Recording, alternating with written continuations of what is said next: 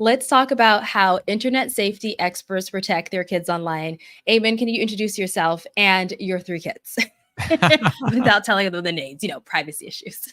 Yeah, hi, my name is Ayman Elsawah, coffee with Ayman everywhere. And I'm a fractional CISO for startups, so I help companies with their security. But I'm also the CISO of my own home as well. And CISO is a Chief Information Security Officer, so the main person Yes. responsible for security. Until my kids take over, that is at least. And I have three wonderful kids. Two teenagers and one little guy.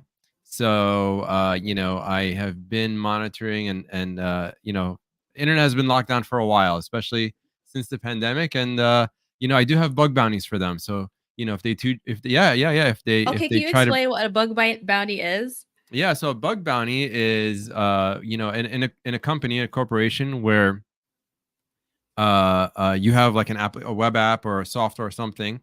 You hire security researchers, aka hackers, but good hackers, right? Because hackers can be good or bad, and True.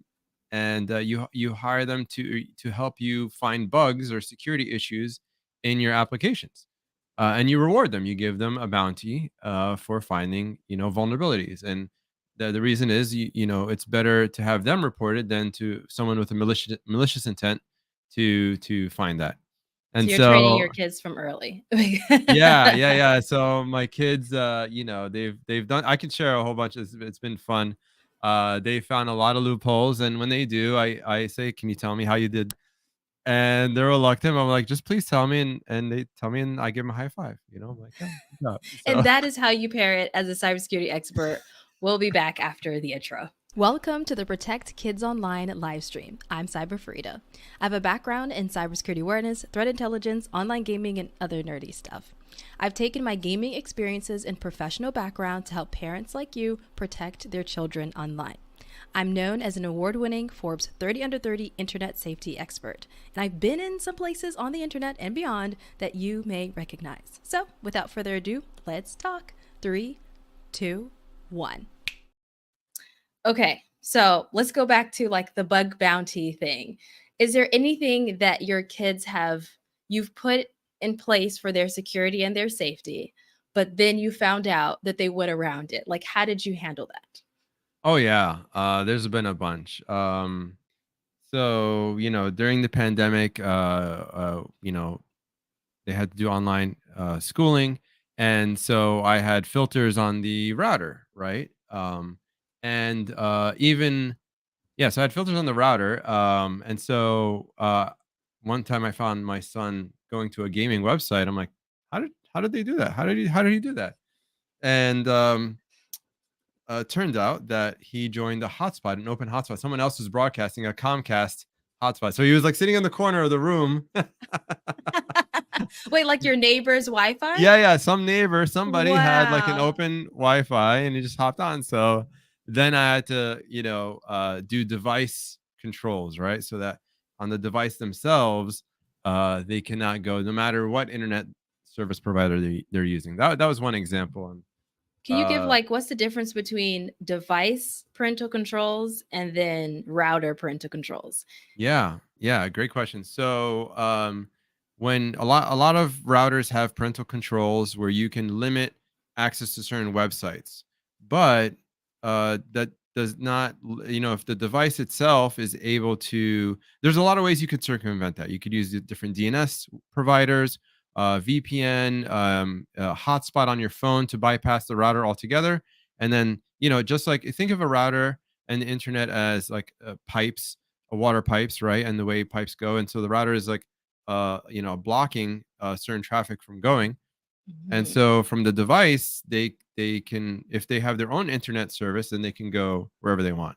So if you have device level protection, such as like Family Link or Microsoft Family software, which is built, which is free, then on the device itself, you can control a lot more. You have granular controls on the device. And is there any particular router that you like better for like parental controls, or do you feel like whatever one you have, just contact contact your service provider, be like, hey, is there any options? Can you set this up for me? Like that type of thing. Yeah, there's you know, every day there's a different device, router, whatnot. So I can't I don't, you know, it's hard for me to recommend a specific provider. What I would say is find whatever's easiest for you to use. Smart. So there's a lot of newer routers now that are like all app based and you can do everything from your device. There's a big brand that does that right now. And it's pretty cool. You can shut off all internet with just the press of a button. So everybody on the in the whole house, like, hey, mindfulness time. Let's practice some mindfulness and no more screens. You know, including the adults. You could just shut off internet for everybody and whip out some board games. So there's that, but then there's also like I do recommend if you don't have a router that has that, you can use Cloudflare's free service. So Cloudflare, if you go to 1.1.1.1, you could spell it out or use the numbers, and then that you plug it into your device, the settings, and it will do some level of filtering automatically. Not a whole lot, but you know you can filter you know content that you might not want younger kids to see. Okay. All right. And you said that's free. Cloudflare offers that for free. Yeah, it's free. They even have their own like VPN service. So Do you just think it's yeah. easy for people who are not tech savvy to set something like that up? I don't know. I don't think so. To be honest, I mean, you'd have to know how to change your DNS settings. So I don't know. I think they might. You know, I don't know if there's additional software now, but um, I guess you know I should come up. We should have like an updated page of like here's the easiest Yes. software to use, and people just rate it on ease of use, you know, and functionality. That is true. I Um, mean, the easiest thing that you mentioned was like contacting your service provider because usually they have things for you to manage internet and devices, especially if you have the same service provider for everything. It makes mhm. everything easier. So they can Yeah. be like, okay, here are options to protect this. Like all of the major service providers have something for family and kids. You just Yeah. have to figure out which one does yours have. So like calling them up and saying, hey, what services do you provide? Now, I will say like some of them you have to pay extra for, and some of them are already like included in the service. So you should ask them that before you add it to your account, and then you get a bill that's like $200 more than you wanted. Yeah. Yeah. So Yeah. get to that. Yeah. So I mean you could do it from the service level, but now like with I think with device with everyone with their own devices, and especially as kids get, you know, their mobile, then you want to have device level controls. So that's where Family Link would come in. You said you Uh like Family Link a little bit better than family sharing. Do you yeah, want to talk yeah. about that? Yeah, yeah. So I use Family Link at home. Google Family Link. It's built in. It's free. You just form like a family group. You could even, you know, you just add their email. You even get your own calendar. It's really interesting. And you know, funny story. There was a kid. I was going to somebody's house. My kid's cousin actually, and they're like, you know, they're they were celebrating that they didn't have a Android device. They saw my son had an Android device and they're like, "Heh heh." And you know, because they knew Android, the Family Link had more lockdown options. And you know, they're like, "Yeah, my dad can't control my phone as much, you know, because he had Apple Family sharing." So I found that you know a testament. So in any case, Google Family Link in particular can you could lock it down. You could lock it's so granular that each app you could limit time on each app. You could allow apps to work even when the phone's locked. You could just ban apps altogether. You could yeah, so there's a lot of flexibility. Like in fact, as my son is getting older and he wants to take more pictures and things, so what I did is allow photos and camera to be allowed anytime, even when he runs out of time on the phone, so then he could use it. So like texting time or whatever is, you know, using the phone is done, but he could still use camera. So things like that. Um, and you know, you could also remotely lock it, unlock it. You could play a sound, ping it. You know, of course, there's a lot of other things outside of the technical controls, like that I do, like no screens in bedrooms. Right? That's like no screens in bedrooms. That's the number one rule. Because it's amazing, or no screens in like small, you know, Mhm. private rooms. I mean, it's Yes. not in the bathroom, not in the bedroom, not in, like, Yes. so, It's a really good rule that rules out a lot. yeah, it makes it very simple. Hey, it's not like I don't trust you. Just, let's just be transparent and open. Um, Things like that. Yeah, some other parents do like no headphones, like, only one ear instead of both ears, stuff like that. I want to hear what you're saying or playing or whatnot. So there's different levels. It depends on your comfort level, and we could talk about games, another story, Oh but my yeah. God, there's so much. Like my question that just came up was what devices, as someone who works in security, what devices are you okay bringing in your house and what devices are you not okay and why for Hmm. both? That's Like smart devices, smartphones, smartwatches. There's just a big conversation on my page in particular about Ring and Amazon devices, Blink, Alexa, Google Nest, so on and so oh forth. Is there any, or even like child tech toys, like a doll that talks? oh yeah, yeah, yeah. Like, is there certain devices that you're like, absolutely not, based off of the work that I do? Oh, I see what you're saying. Well, there's a really good Darknet Diaries episode of check it out, darknetdiaries.com, and of an episode of devices that like would record the sound and do something with the kid's sound. But the devices ended up doing is sending the sound to the provider, and the files were unencrypted. They were just stored there, and a researcher found those files and like found a lot of like child, camera, audio sounds, everything. So in malicious hands, that could be really bad. What I would say, from the simplest thing is, if it's on the internet, it's not yours. So don't assume it's yours. Someone else will have it. Um, and then, I mean, my little guy loves Alexa. Like, I'm impressed with Alexa. I avoided Alexa for a long time. I've since embraced it. Oh, what made It's you change your mind? Well, as a single dad, I kind of just like, just some entertainment, yeah, I mean, I just, in fact, I use it sometimes. I like, hey, Alexa, tell me something interesting. And it would just tell me the most interesting things. I'm like, that's cool. And as a lifelong learner, I like learning weird things, or nice things. I don't know. But um, and I don't know if my son came up with this or me. So it's embarrassing, I admit it, but I might be at fault here.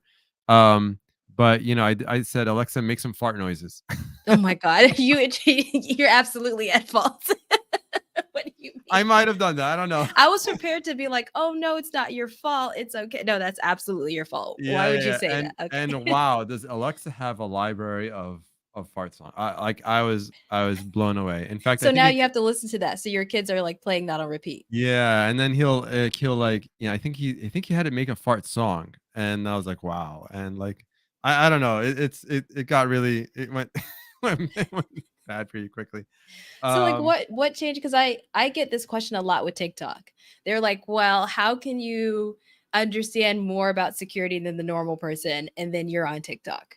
And so I hmm, know the question that a lot of parents may be thinking, especially after all the reports that some Ring employees got into, like, they got into the cameras and were downloading videos of people, or like the voice notes that Alexa is storing, or how long do they store yeah, it, or when is it yeah. deleted. So like how did you make that decision? Like when you hear those headlines, when you hear of those things, how do you process it as someone who understands more than the average person about what's going on?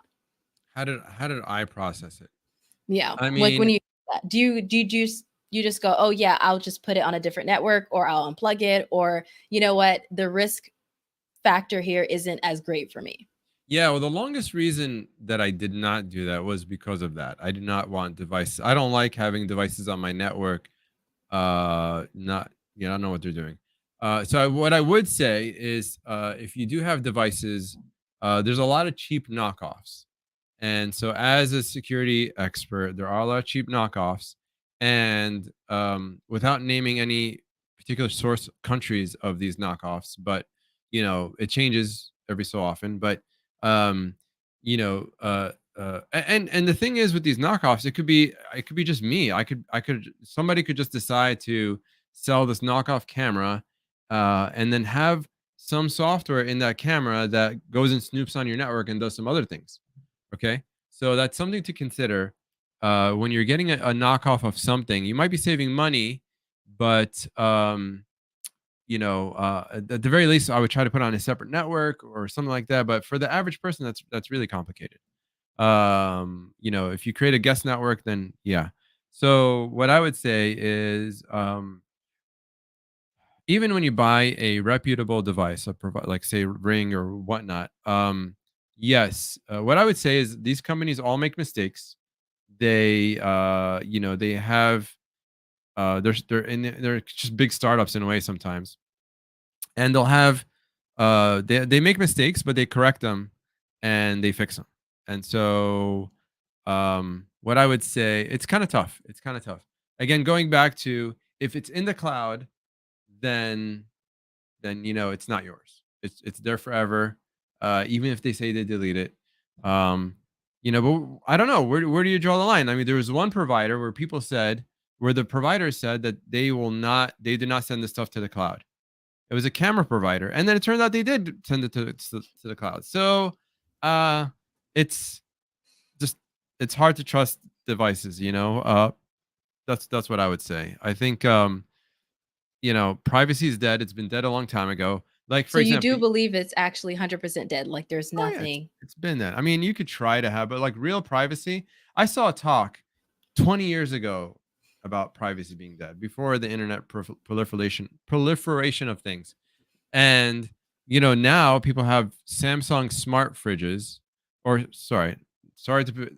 There's a lot of different smart fridges, right? Not just Samsung, but people have smart fridges with cameras inside them, and to so that you can see what's inside your fridge. It'll catalog it, and you can know, and it'll send you an email when something's out. But you have to sign this, like, you have to approve this privacy policy, and you're just relinquishing everything in that privacy policy. I mean, like, you know, go ahead and look at my fridge stuff. Okay, well, um, you might say it's innocuous, but what if you have like a can of soda and it mistakes as a can of beer, and then that's used in a disclosure somewhere else, like, oh, so and so had beer or whatever it is. I don't know. I mean, it And could there's pull it up in court cases too. exactly. All this stuff can be subpoenaed. So it's a slippery slope. It's slippery slope. I don't know what to tell you. There's some things you can do, but it's like, here's the thing. It's the more you're paranoid about something. If you're paranoid about something, then just don't use it. Simple, right? Just you know. And then back to your original question, the less screens, the better. That's my general philosophy. Even me, I don't have an Apple. I don't have a watch. I don't have a smartwatch, right? Because uh, I don't want the dings and whatnot. I think, yeah, I think with all these devices and everything, we're too connected. We're not practicing just like how many people do you know put their phone on do not disturb and are not affected by their phone all day long? Not many. So I mean, I know I only do it because I would go mental if my phone was on. I don't like hearing dings all the time. It pisses me off. So yeah, yeah, yeah. I like quiet. So my phone is always on do not disturb. That does not mean that I am not disturbing my phone. My phone is just not disturbing me. Right. The phone, I always tell people, the phone is there to serve me, not everybody else. So, I'll use it on my own time. So, Yeah. anyway, I digress. So for sharing your kids online, I don't remember ever seeing pictures of your kids. And maybe it's because I don't have like my notifications on for your posts or something. Nope. But am I right to say that you don't share your kids online? Absolutely not. Okay, Yeah. so why do you draw the line in that? What was the thought process behind that? Goes back to, if it's on the internet, it's there forever. So, one, my kids, even when they were little, it's so weird. Like, even when they were like 8, they're like, don't share, don't post it online. I'm like, I'm not going to do that. But I'm like, how do you even know this? So Why do I not do that? Well, it just one, from a privacy perspective. I mean, it's bad enough that I'm on the internet all day long. So uh only one Elsawah needs to be on the internet right now. And then um I think from just to, they're people too. They're people. And I want to respect their privacy. And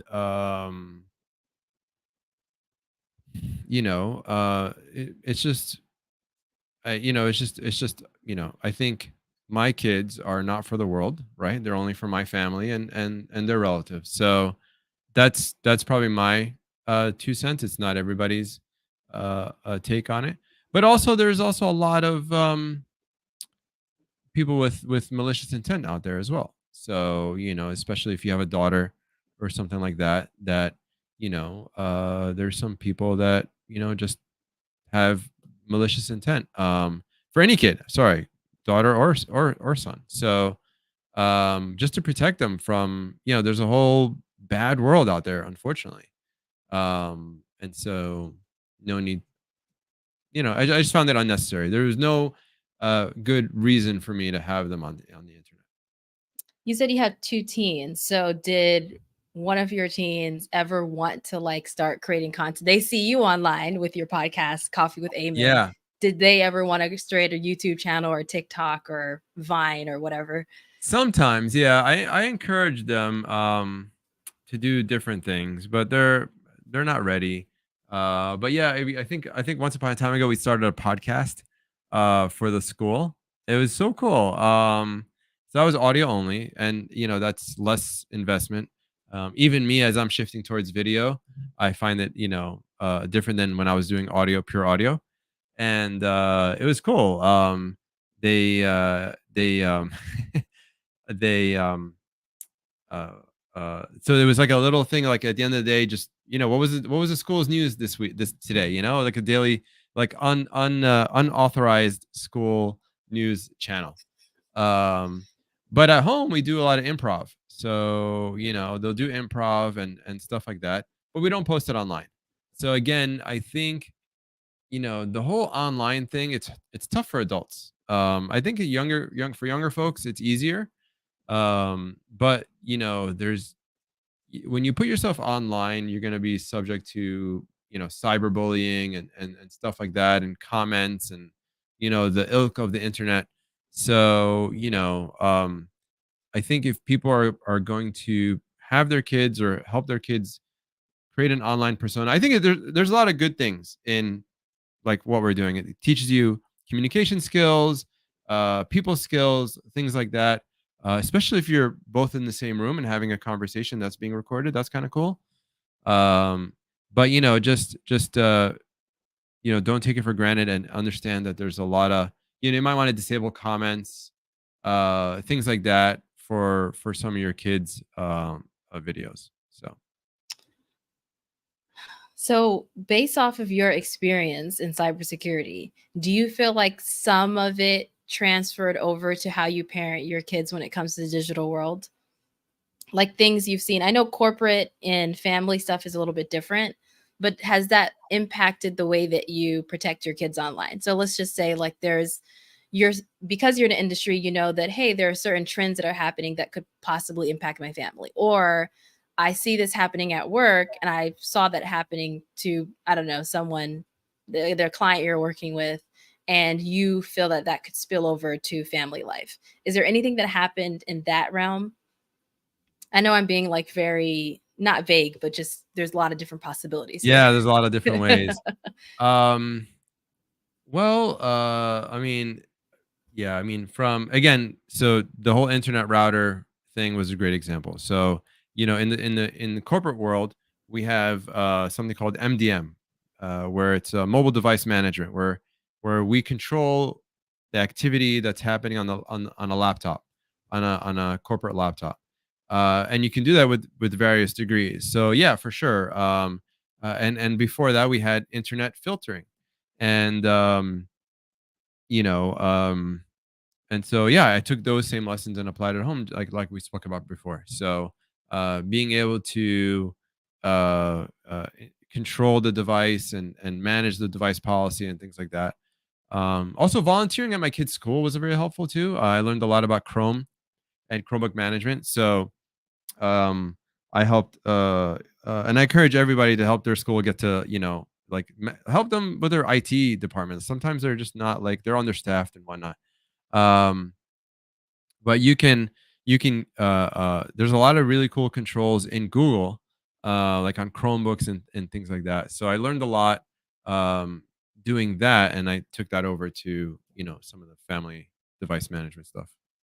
I mean, besides going to Chrome, I guess you can go to Chrome and see what like management they have there if you decide to have a Chromebook for your family. It's a little different than the organizational settings, but Yeah. you could still see what you can do, because I know that there's certain controls that you can't do as a parent by yourself, but there are certain things, like you said, you can go to the website and look at it. So you said that your kids are gaming. Yes. Yes, Is they there are. like a particular game that they love, and how do you protect them on online games? Is there a particular game that they love? Well, which one is it? I can't remember the name. I mean, my son's playing Spider-Man right now. That's pretty popular. And my daughter, she plays a lot of like the casual games. There's this one where the sun is going down. I can't remember, and you have to go and Is it you're like one of flying a those ship. lifestyle, not lifestyle, but like it's like really quiet and scenic and like very music, but scene friendly, where it like looks really nice and you do quests basically? No, no, this is very intense. So it's a like a runner kind of game where you have a ship and you have to go down before the sun goes down, and you're a solar powered ship, and you have to like navigate the thing. It's really cool. I could find it in a second. Oh, that's really But cool. yeah, so I have Steam Family Link. I have Steam Family View. So I have a whole library of Steam games. I use Steam as a platform marketplace where I use games. And there's some games that, like fighting games, Mortal Kombat, whatever, that I bought before that at the time my kids were too young to play. So I had limited. Steam has a really cool feature where you can allow only certain games for family view settings. So it's really cool. So only certain games, like casual games and whatnot, that I approved were allowed in the family group settings. And then my kids found the code for the family view. Wait, how did you handle that? Because they found the code to get in to change the setting, I'm Yeah, assuming. I'm like, one day I was looking, I'm like, wait a minute, what? That's my view. That's not your view. I'm like, what's going on over there? And so they found the code. I'm like, all right, guys, good job, but like, So how do you manage that? You're like, because we're in the cybersecurity field, and there is like an encouragement to hack into things, right? But also you're trying to parent them, but you want to parent them in a way that you're saying, hey, this is a good skill because you can use it for life, but also don't do that. Yeah, So, yeah, yeah, yeah. Well, so when they found out the code, I'm like, okay, don't enter the code unless I say okay. Of course, I could just change a code anytime, but I was just being lazy at the time. But I could just change a code, and then we're good. Um, so yeah, that's the simplest thing. I could change a code. Even on like Amazon, right, or like on Roku, and you go to view an R-rated movie, I have a code entered on, so that I have to enter a pin. I always forget the pin, but um, it's like, they'll I'm pretty sure they know the pins. no, they don't know the pin, because if I don't know the pin, they don't know the pin. But Maybe you started somewhere you don't know. yeah, like, hey kids, what's the pin, right? But when I enter the pin, I'm like, okay, everybody close their eyes, and like, Close you, your eyes. you guys close your eyes. What am I gonna do? They should have the pin where it's like opposite, like it's you can't see it, it's hidden. Yeah, So yeah, that, because if you're typing it in, it's a family account. Like it's, I don't know. I don't know why. exactly.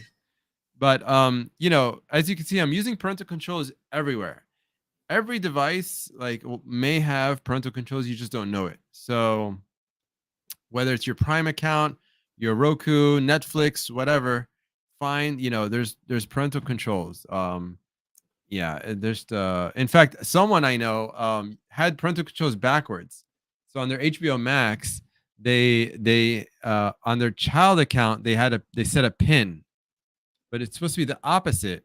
You set a pin on your account, the adult account, so that they can't enter it. But they did the opposite, enter the pin on their child account. So whatever. I mean, I'm like, hey, by the way, I think you have the pin thing. Like, okay, they never go into my account. I'm like, okay, that's It's fine. like, But okay, you but know. one time they go in the account and they watch Batman, they know, or whatever it is. Little kid would be like, oh my god, I'm That's true. I mean, parental controls are interesting because you want to always Google like how to set it up. Because I know a lot of parents got themselves into a pickle because let's say like their child is playing Roblox, and a lot of parents when they set up gaming restrictions, they set it up assuming that there's only one type of account in the game. So they yeah. set up the account for their child with their own birth date, with their own name, with their own email, with Oh whatever. yeah. And so the account is registering, oh, this is a 37-year-old, this is a 42-year-old, this is not a 14-year-old. So it Yeah. gives you access to 18 plus things. And they're like running around frantically, or they're texting me like, Frida, what is going on? Oh my God, like Yeah. my child just accessed this. And I'm like, okay, so what's the account? Like, is it in your name? Is it there? And they're like, of course it's in my name. I don't want them to have the account. I'm like, perfect. But you're also using Roblox, which is different than another game. And so you have to have a child account, not a parent account. And they're like, what is going on? So, It's so, I have to tell you, it's a lot of headache.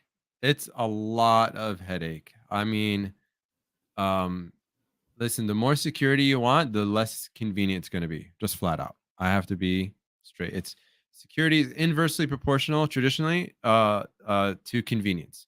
So even I mean, I think with all the parental controls out there, I think there needs to be better ones, more easier to use. mhm. Like with EA and Origin and stuff like that. It's so hard to share a game, so my son has to buy the game with his account so that I mean, like, come on, like, just make it easy for me to share the account with my family, one credit card, like, just come on. The So Amazon that's is notorious for bad. Like they're, I mean, my Amazon tablets or whatever, Amazon Fire, they have some pretty good parental controls there. But when it comes to like putting a parental control on your Amazon account to prevent your kids from buying things, mm, it's like I don't know what I mean. You can do it, but it's all the steps and all of you have to go through all of these things to actually yeah, set this thing up. I yeah, mean, they have different controls for Amazon Prime, yeah, like Prime Video. Excuse me, not Amazon Prime, but Amazon Prime Video versus Amazon, the regular Amazon app. I mean, it's a whole thing. So I always recommend going to Google and seeing like how exactly to set up an account because some games will have like a parent account and a child account and some games are like what is a child, and so you have to figure out yeah, yeah. like okay, is this, and a lot of parents come to me and the viewpoint is that I view it as a dangerous viewpoint in society that games are for kids Oh, because a lot of parents feel like, well, why I thought gaming was for kids. Why is there adult content? And so I have to explain like, well, adults game too. And when adults game, some adults like adult like content, or it's not necessarily adult content, but it's more mature content. So maybe they're mhm, cursing, maybe there's gore, maybe there's whatever that's not suitable for kids of a certain maturity or a certain age. And so just because everyone's playing Call of Duty in middle school doesn't necessarily mean that your child is going to be fine with Call of Duty at middle school. Call of Duty is 18 plus, and it's very much so for a reason. So that's yeah, one thing that I come across a lot. yeah, I mean, 100%. I think, I mean, and then, games are written by adults. That's So true. the adults are writing these games, so they have their own imaginations. So, I think, also another misnomer. I heard a parent say this once. Oh, because it's animated, I thought it was okay. Yes, that's true. Yeah, I'm like, are you kidding? There was one movie that came out several years ago.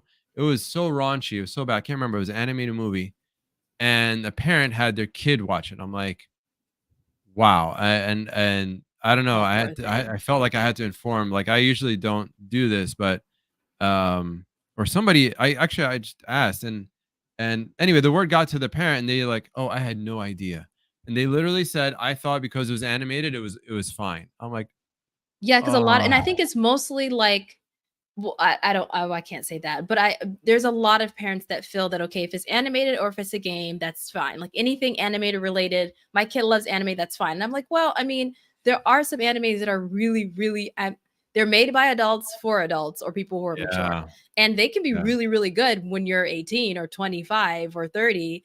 and some of them have like, I mean, it's written by people who are producing a movie, so it can have really deep plots that can Yeah. be difficult for your child to understand what's going on, and but they only can understand it when they get older. So I always say, like, look through things beforehand.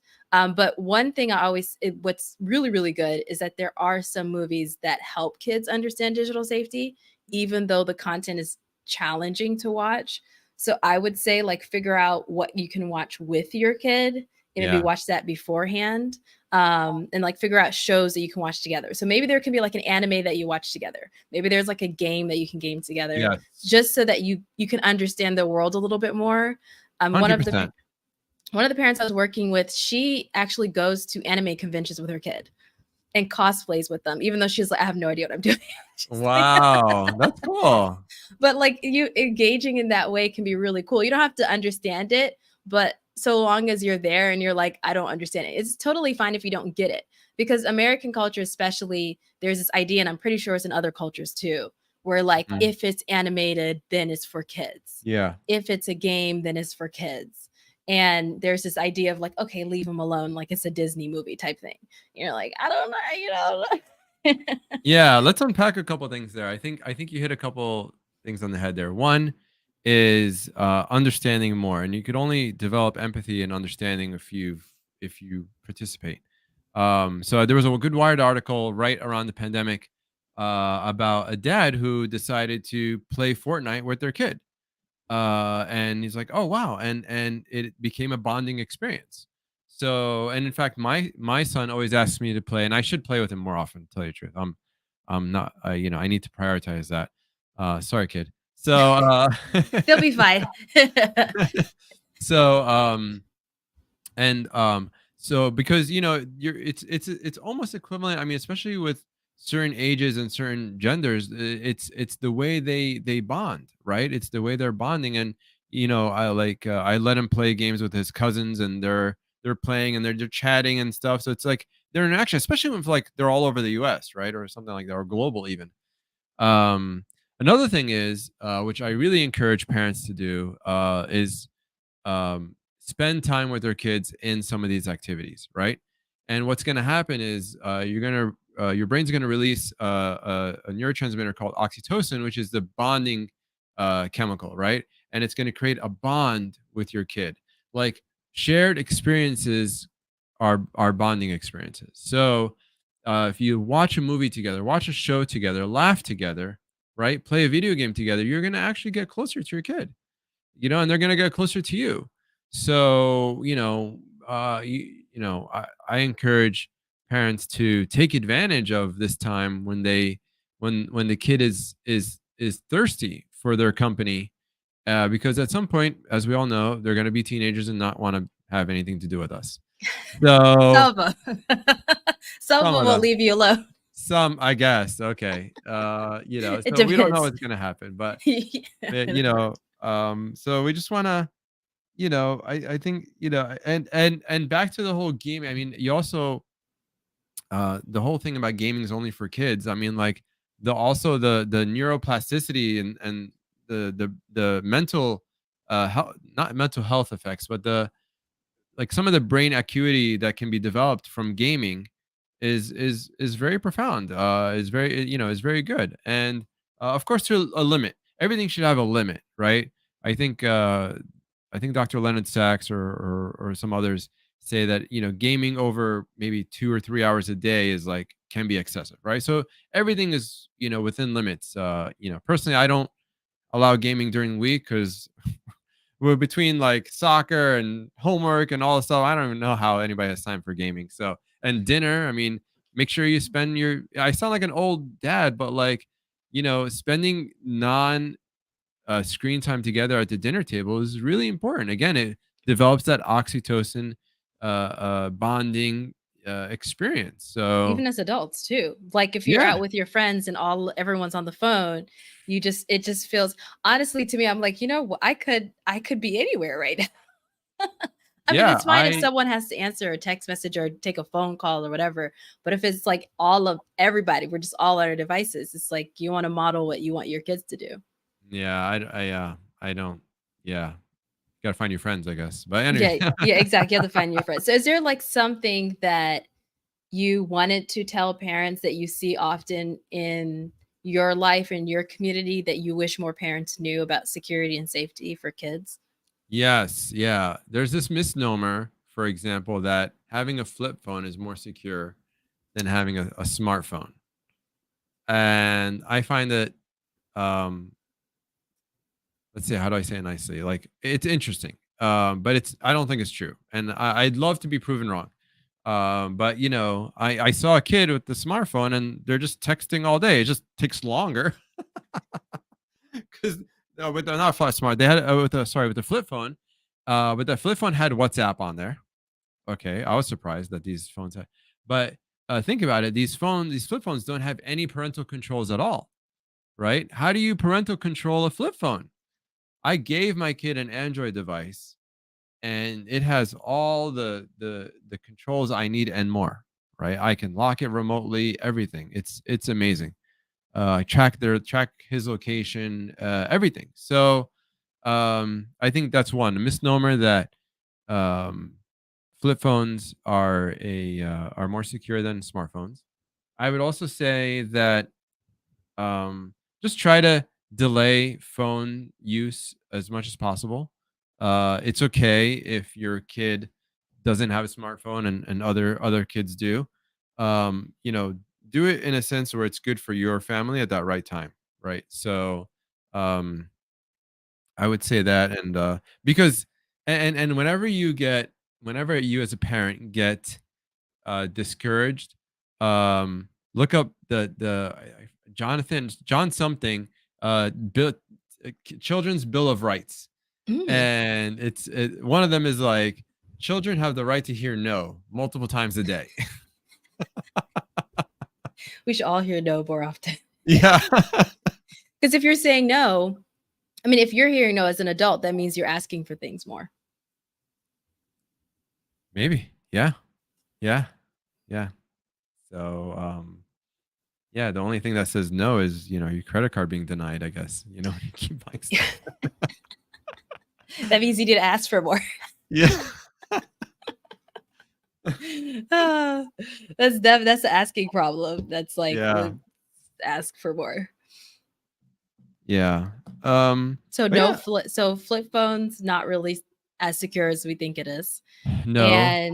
And no to smartphones until they're mature. Is there a Yeah. particular age or do you like what are your thoughts on that? It depends. I mean, definitely by high school. It seems like high school, like ninth grade, you can't avoid it anymore.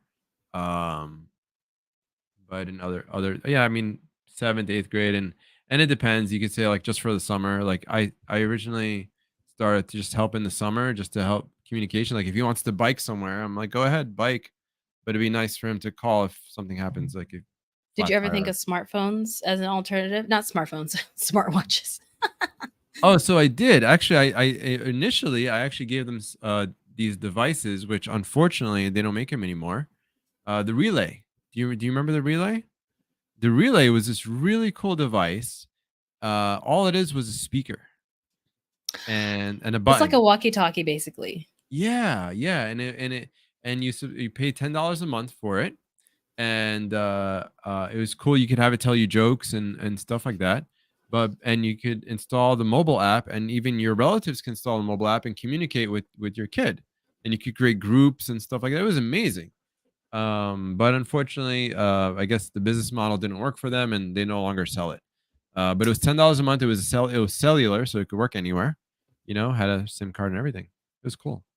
Huh. I know there's other companies that do something similar, but like you said, you have to research the company because there have Yeah. been other companies that have been investigated by the FTC and banned by European governments. So you have to be Really? careful. Wow. But I believe there are companies that do that, but I'm reluctant to say anybody because you got to research them. You got to understand It who they changes. are. It changes. I think the best thing is to teach. A lot of people are looking for easy answers, but I think that the thing is we have to research. We have to spend the time, but we can teach people how to find, the answer. So read the privacy policies, for example, of devices that you participate in, and things like that. So I mean, you know. Mozilla has privacy not included, which breaks down the privacy policies for you in a readable format. It'll give you like an overall synopsis of is this actually good or not. So Oh, that's I cool. always recommend Mozilla's privacy not included. That's a really great resource. I can put the link in the chat so I can remember that. But yeah, I really like them for that. They also review like smart devices, and not smart devices. Yeah, no, they do smart devices like Alexa, smart home things. They review apps that are collecting data on you. They're pretty good about like breaking things down. And I'm in the middle of, I don't know, it's taking a bit because of all the other work I'm doing, but I'm in the middle of like developing a list of like some of the companies that are better with their security and safety. Like you said at the beginning, it's not just about what happened, but how are they dealing with what happened Yeah. and how many Yeah. times it's happened before they had to deal with it, and what Yeah. are their responses? Is it quick? Is it, are they covering their bases? Like that's what matters more than just something happened. Yeah, one thing that being a cybersecurity professional has taught me is that um nothing surprises me anymore. Like, a lot of people think that these companies are taking care of security and have their privacy interests in mind. I'm like, no. No, they're just trying to get products out, and they're trying to survive. They might be cutting costs. I mean, some companies laid off, like, recently some companies laid off like a lot of their security team. So it happens. Your data's out there, and it's gonna get leaked eventually, and just don't yeah. Anyway, I digress, but it's a little bit of a jaded part, being a security professional. I mean, with Twitter, like Twitter apparently, I don't know if they're actually doing this. Has it already, like, there's a block button already gone? I didn't check. The block? Oh, I don't know. I can't keep up with They apparently, their bad Elon news. saying like they're no longer allowing you to block anybody and everyone to be unblocked. and Wow. and there's no block button anymore on Twitter, which if there's any app that needs a block button, it will be I Twitter. know. Oh my god. So Oh my god. absolutely don't let your kids on Twitter. Twitter also has a very explicit problem. Explicit, when I mean explicit, I mean literally explicit Mm, content problem. So that's, a lot of parents don't know that Twitter is a hub for explicity. I can't say it on YouTube because I will be demonetized. oh. But they do have a problem with that. So just because it's Twitter doesn't mean it's like, oh, it's just a social media app. Like they just want to be with their friends. It seems like Threads, which is Instagram's competitor to Twitter, is a Mhm. little more positive. Mm. But I don't, but the internet is the internet, and it can The be internet. infected at any point. So, like you said, Yeah. you can't be too surprised when things happen. What are your thoughts on like the Ring doorbell and their partnership with the police, and or do you think it's worth it to have like a smart camera in your house for security reasons, or do you think that the risk of having that in your house for a cybersecurity perspective greatly outweighs the benefit if you're trying to protect yourself? So there's cybersecurity and there's privacy. A lot of people like to count them as the same. I like to make them a little separate. There's no wrong or right. I think again goes back to what your level of convenience and risk tolerance or privacy tolerance in this case is. So if you're able to get a Synology device and get a regular camera and have it go to your Synology at home and set that up, then go for it. If But that's more you're technical. It's more technical, it's more work, right? So again, um, you know, um, or you could try to maybe do a happy medium. Maybe you get a non-cloud device, right? That I mean, it's almost impossible. Like, Yeah, you know, especially if you're traveling and you want to know like what's happening and yeah. who's coming into the house. Like you said, like certain things are privacy. Like, do you care more about your physical security, your digital security, or your privacy in general? And so there are certain things that you want to get, and that's why I did the privacy not included, because Mozilla's privacy not included guide does get into like all of the cameras and what they do and their past, their present, and hopefully not their future. Yeah. But Yeah. like, what can you actually do? Like you said, a lot of these companies are big startups, and the only thing, and this is what I always say with all this tech, is like you can put your eggs more in one basket. So like Samsung, Apple, etc., Google, whatever it is, you put your egg in a particular basket because you know they have more resources to protect you versus some random company that you don't know of Yes. that's like, I'm just trying to put this tech out and then I'll fix the things later. Like after Yeah. you've been impacted, then I'm like, got it, I'll fix it. Yeah. I mean, hands down, I trust Apple, like, from a privacy perspective. Hands down, Apple probably goes above and beyond from a privacy perspective compared to other companies. But they don't make any camera doorbells or anything like that. Um, That'll be and interesting if they did. That would be yeah, more impactful than whatever VR headset, the creepy thing that they were yeah, releasing. yeah, yeah. Yeah, and then keep in mind also that if something is in the cloud, it could at any point in time it could be subpoenaed by the police, right? So that's something to take into consideration. If you want to have a private conversation in front of your door, and don't want it to be recorded by your Ring, then cover your Ring or walk away or something like that. um even though recording, actually, we're veering way off here, but like recording in public is actually public domain, so you're allowed to photograph anyone in the public street. You don't have to ask for permission. So that's but you don't want your own doorbell. So anyway, so there is that. But I digress. Yeah, I don't know. I think it just read the policies and assess your own personal comfort level and go from there. Anything else that you think parents need to know, or that you've come across as someone in this field that has helped you or hindered you in protecting your kids online? Yeah, I mean, my kids are the ones, they've been good. They've been pretty helpful. They tell me what's going on. They tell me um what's what kids are doing at school, things like that. So they've been helpful in that regard. What the only one piece of advice I would say is just don't be naive. Like don't don't take it for granted that everything is honky dory or safe. Just don't. I mean, there's just one website, even a typo in a website can take you to a a porn website, right, or something like that. So just be careful. Filter as much as possible. Oh, come up with a. I did this recently. I came up with a device policy at home. I haven't made Nice. the kids sign it yet. It's still in draft, but it's going to be like, your parents have the right to inspect your devices at any point in time. Da, da, da, da, da. There's no expectation of privacy. Da, da, da, da, da, da, da, da, da, right? Like, I don't know if that's legal or not, but It's definitely legal. yeah, it's in my house. It's my device. My rules, right? So, anyway, so that's something to consider. Okay, I like it. That's really good.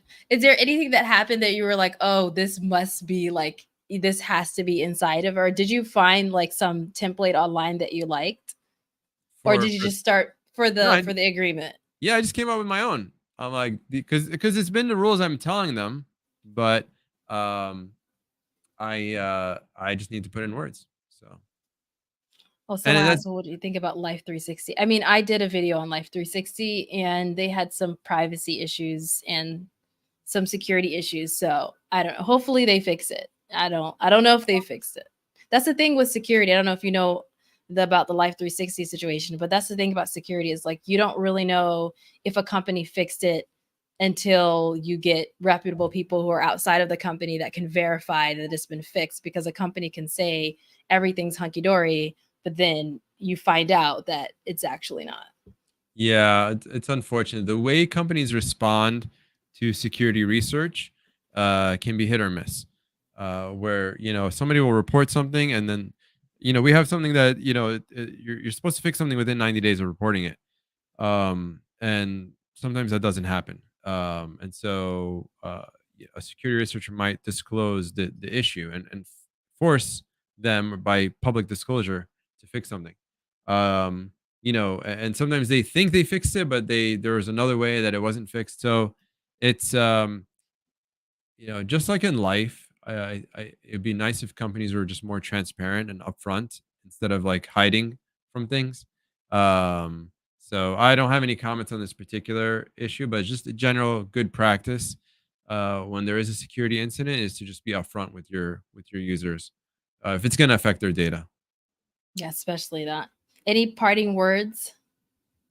No, no. Just for parents, just stay strong. Yes. Stay I strong, think please. the hardest thing is to stay strong and understand that you are doing the right thing. Your kids are not going to like it all the time, but it's in their benefit.